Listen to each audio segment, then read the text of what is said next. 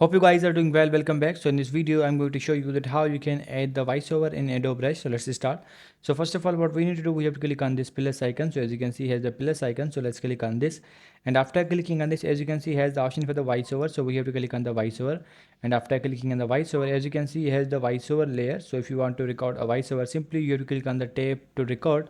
You have to click on this, and after clicking on this, the voiceover recording process will be started, and after that you can use it. So in this way you can record the voiceover. If you want to add some any kind of other music, you can also do that. Simply you need to click on the plus icon, and after that you have to go to the audio section, and after going to the audio section, as you can see, all the audio and music are provided here. You just need to select that, and you have to hit the add button, and after clicking on the add button, the music will be added. So I'm going to press the Ctrl Z, and it will be removed, and I'm going to cut this one as well. So I hope you guys understand this video, that how you can do a voiceover in Adobe Rush and how you can add the music as well.